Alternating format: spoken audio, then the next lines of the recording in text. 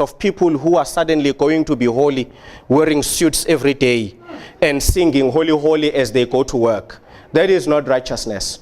Before the Son of Man comes, he wants to see Christians who will live their lives for the benefit of their enemies.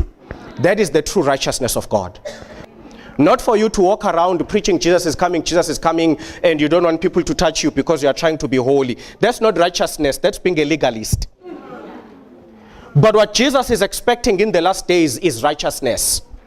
People think the righteousness God expects in the last days is for us to suddenly know the meaning to all prophecies. That is not righteousness. You will burn in hell with all your knowledge of those prophecies. What God is looking for in the last days are people who, while they study the prophecies, they look forward to Christ living inside of them, practicing what Christ practiced while he was still here on earth. This is the message of Jeremiah 29. Stop being righteous in your own sight. Go out there and do good for your enemies, just as Jesus did good for his enemies. You want to know what is righteousness before God? It is for you to not eat that day because you gave your lunch to a poor man.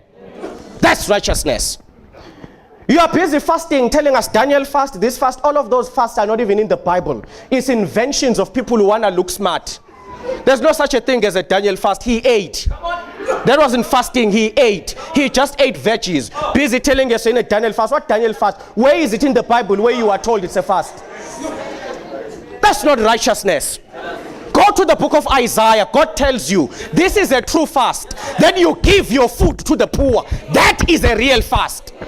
To just sit at home, kneeling, praying, oh God, you haven't fasted. God is looking at you saying, you hypocrite.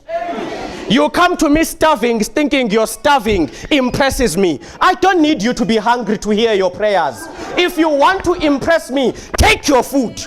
Go to the robot. Give to that man. That is fasting. That is a fast.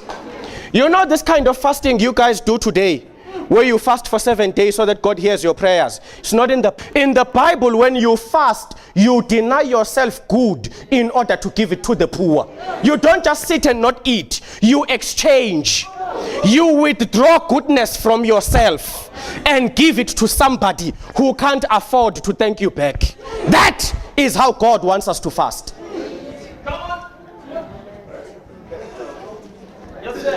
In the last days, God is not looking for people who know how to keep the law. He's looking for people who know how to walk in his character. Because his character is the law and grace and everything combined. That's what God is looking for. So the next time you tell us you are fasting, listen to me. When you fast for 7 days and not eat and God answers you, he didn't answer because you were starving. God has been answering people in full stomachs.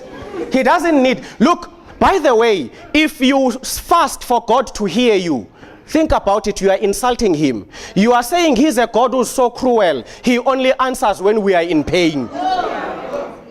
What kind of a cruel God is that who needs me to be hungry in order to take care of me?